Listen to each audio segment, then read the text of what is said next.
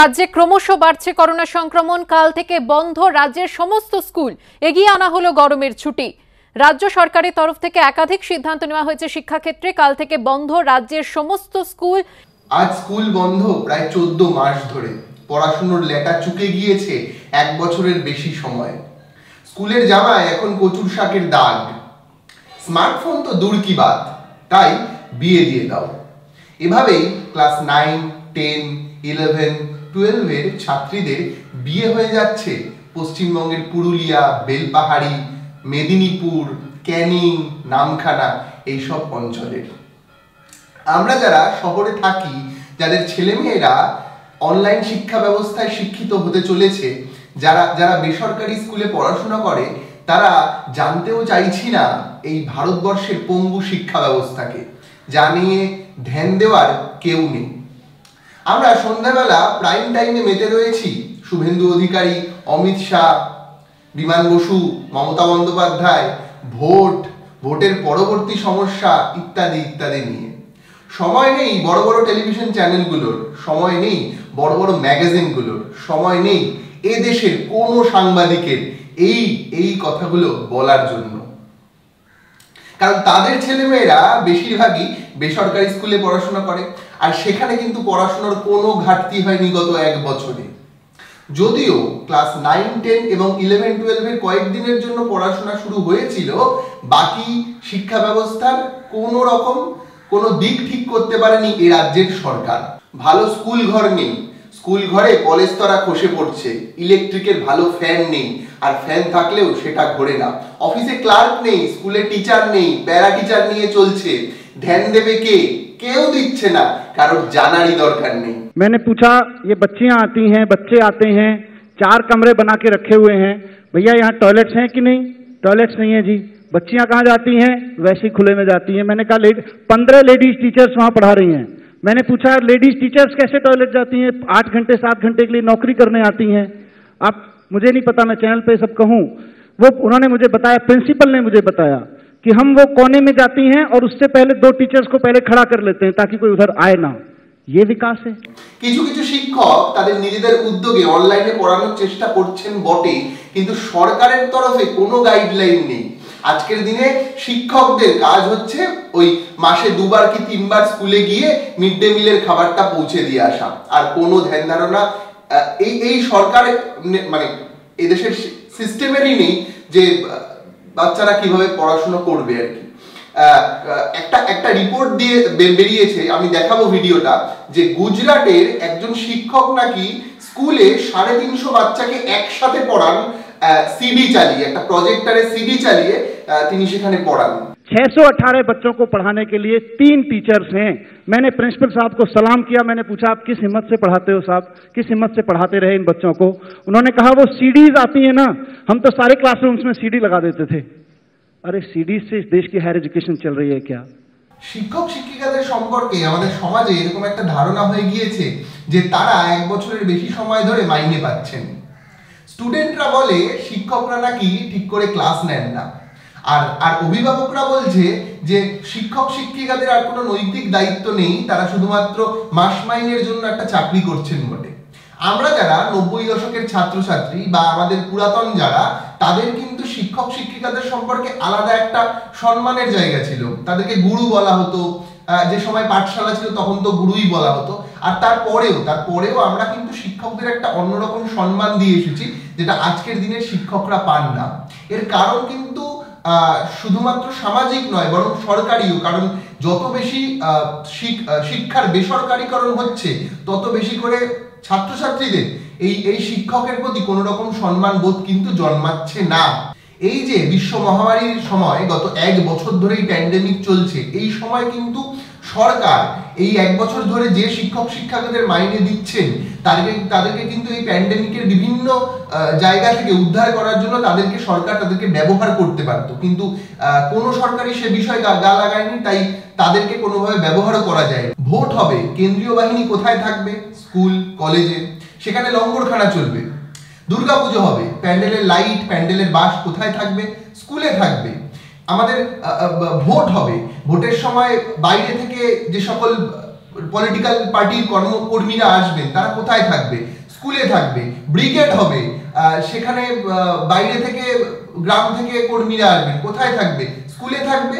তো স্কুল হচ্ছে এবং ছাত্রছাত্রীরা হচ্ছে এবং শিক্ষা ব্যবস্থা হচ্ছে আজকের দিনে অন্তত এই ভারতবর্ষের বুকে দাঁড়িয়ে সব থেকে গিনিপিগের মতো একটা অবস্থা। কারণ সমাজের যে কোনো বৈচিত্র্যমূলক ইভেন্টের গিনিপিগ তারাই। এটা কোনো সভ্য সমাজের নিয়ম হতে পারে? আর শিক্ষা ক্ষেত্রে এই প্যান্ডেমিকের প্রভাব কিন্তু সব থেকে বেশি পড়েছে প্রাথমিক শিক্ষায়। পাক প্রাথমিক এবং প্রাথমিক শিক্ষায় যারা সরকারি স্কুলে পড়াশোনা করে যে সকল বাচ্চারা গত 1 বছর ধরে প্রায় বইয়ের মুখ পর্যন্ত তারা দেখেনি, অথচ বেসরকারি প্রতিষ্ঠানগুলোতে কিন্তু ভারতবর্ষের 98% স্কুলে অনলাইনে পড়াশোনা শুরু হয়ে গিয়েছে। এর অনেকগুলো কারণ রয়েছে। আমরা জানি যে আজকের দিনে সরকারি স্কুলে মিড ডে মিল দেওয়া হয় তখন সেখানে যে সকল বাচ্চারা পড়ে তাদের পরিবার অর্থনৈতিকভাবে অনেকটাই পিছিয়ে। একটা সমীক্ষা বলছে সরকারি প্রাথমিক বিদ্যালয়ে যে সকল বাচ্চারা পড়ে তাদের বাবা মার মাসিক রোজগার 15,000 টাকার নিচে প্রায় 40%। এই রাজ্যের গ্রামে প্রায় 56 লক্ষের মতো প্রাথমিক স্কুলে ছাত্রছাত্রীরা পড়াশোনা করে, আর শহরে পড়ে 13 লক্ষের কিছু বেশি। তো এই যে বিপুল সংখ্যক ছাত্রছাত্রী তারা কিন্তু বইয়ের মুখ দেখছে না গত 1 বছর ধরে, অথচ বেসরকারি স্কুলে যে সকল ছাত্রছাত্রীরা পড়ে তারা কিন্তু অনলাইনে পড়াশোনাটা চালিয়ে যাচ্ছে। ফলত সমাজে একটা বিশাল অসাম্য তৈরি হচ্ছে। যারা গরিব, যারা সমাজের নিচু স্তরের মানুষ, যারা মোটামুটি সরকারি পরিষেবার উপর নির্ভরশীল, তারা কিন্তু একটা সময় পর্যন্ত পড়াশোনার মুখই দেখতে পাচ্ছে না। এবং সরকারের তরফে কোনো গাইডলাইন নেই। সরকার জানিয়ে দিয়েছে যে পাস করিয়ে দেওয়া হবে, এবং পাস করিয়ে দেওয়ার এই যে কথাটা, এমনিতেই বাচ্চাদের মধ্যে খেলাধুলার প্রবণতা বেশি, তারা পড়াশোনা কম করে। আর সরকার অন্যদিকে জানিয়ে দিয়েছে যে পাস করিয়ে দেওয়া হবে, এবং পাস করিয়ে দেওয়ার ফলে তারা পড়াশোনা করছে না। সমীক্ষা বলছে গত 1 বছরে ক্লাস 3 এবং ক্লাস 4 এর বাচ্চারা দিনে ওই 30 থেকে 40 মিনিট বইয়ের মুখ দেখলেও, পড়াশোনা করলেও, কিন্তু প্রাক প্রাথমিক এবং 1-2 এই ক্লাস দুটোর বাচ্চারা কিন্তু একেবারেই পড়াশোনার সাথে জড়িত নয়। অনলাইনে যাদের পড়াশোনা হচ্ছে তাদের বাবা মারাও শিক্ষিত, ফলত তাদের পড়াশোনাটা অনেকটা এগিয়ে যাচ্ছে। কি পড়াশোনা কেমন মান সেটা নিয়ে আজকের দিনে বলার জায়গা নেই, কিন্তু আজকের দিনে সবার আগে প্রয়োজন স্কুল খোলা, বা স্কুল না খুললেও কিভাবে একটা নতুন করে টাইমলাইন তৈরি করা যায়, তাদের জন্য কিভাবে পড়াশোনা করানো যায় সেটা সরকারকে ভাবতে হবে।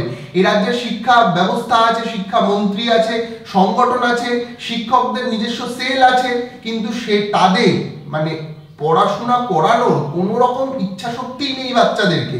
ফলত একটা সমাজে বিশাল অসাম্য তৈরি হচ্ছে, যে অসাম্য কিন্তু ভবিষ্যৎ প্রজন্মকে একদম ফুটো করে দেবে।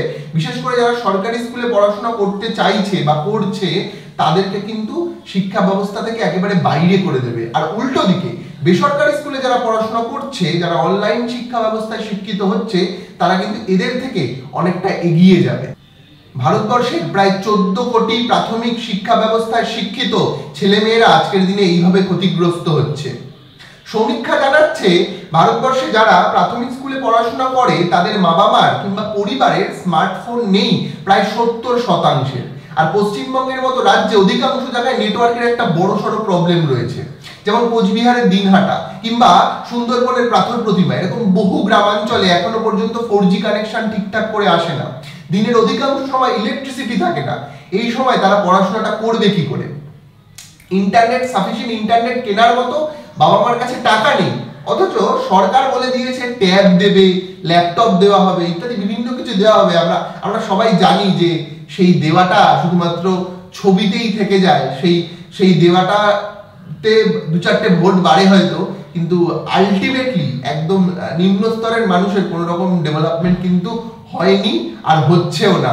এবং শিক্ষা ব্যবস্থায় কিন্তু একটা বড়সড় প্রভাব, যেটা নিয়ে কথা বলার অন্তত আজকের দিনে কেউ নেই। সরকারি সাহায্যপ্রাপ্ত এই সকল স্কুল কলেজগুলোর যে কফিনে চলে যাওয়ার মতো অবস্থা হয়েছে, তা থেকে কিন্তু তাদেরকে বার করে আনা এই দেশের সরকার, এদেশের শিক্ষা সেল বা শিক্ষামন্ত্রী বা শিক্ষক সংগঠনদের আশু কর্তব্য হওয়া উচিত।